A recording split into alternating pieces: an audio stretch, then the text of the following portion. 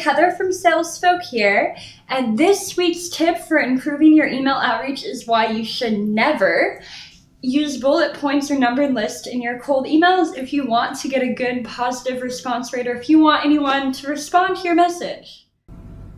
So what inspired this video was I recently did another critique on a bad sales prospecting email that we got that had a lot of jargon and also just a bunch of bullet points. And in the comments for that video, people were asking and saying that they didn't know that they should never use bullet points or numbered lists in their emails.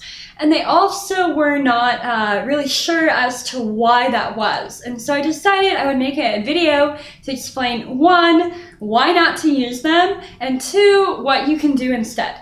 So to give you a little context where this advice is coming from and that you know that I'm not just making it up, several years ago, we actually did an experiment with SalesFolk Labs where we took over 180,000 different emails and we basically divided our list of, it was actually a list of 180,000 different people, and we took emails with bullet points or numbered list, and then we also created templates to mirror them. So for each thing and a bullet point or that numbered list, we created a different email that focused on that value proposition or pain point or whatever that idea or concept was.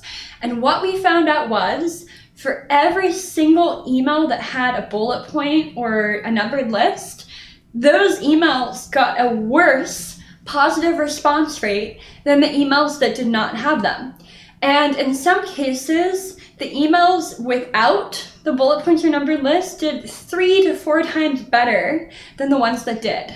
So, bottom line, do not use bullet points or numbered list in your cold email outreach. But beyond that, I wanted to try to explain why I think this is happening, although it's not 100% conclusive. One theory I have is related to human behavioral psychology. So basically, humans, as you know, they do better with less.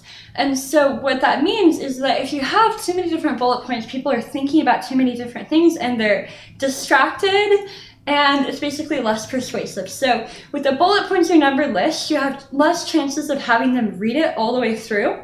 And you also are more likely to just distract them or lose focus on the core idea or message or point you're trying to get across to them.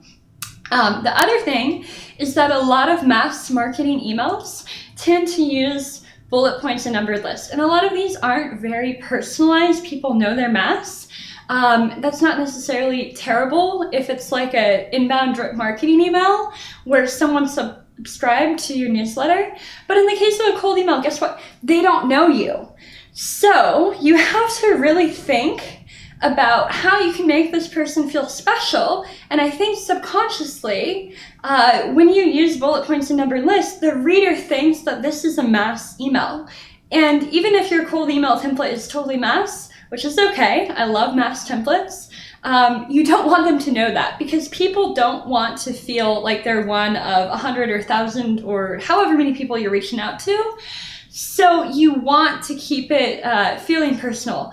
And bottom line from that, do not send cold emails with bullet points or numbered list.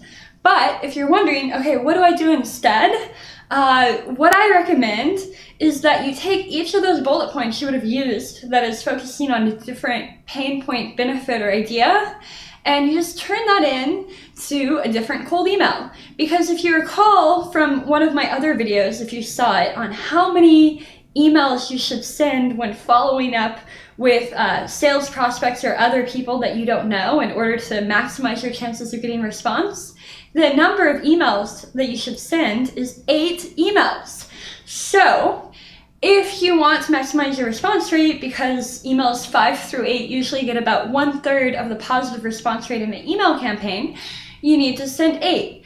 And that might seem kind of daunting and a lot, but what you can do now is take each of those things from that bullet points or the numbered list, just take them out, and from there you can create a different email. So that's part of your problem solved. Bottom line, like I said, do not use bullet points. And then just turn each bullet point that you would have used into a separate email and really try to build it out and prove your point.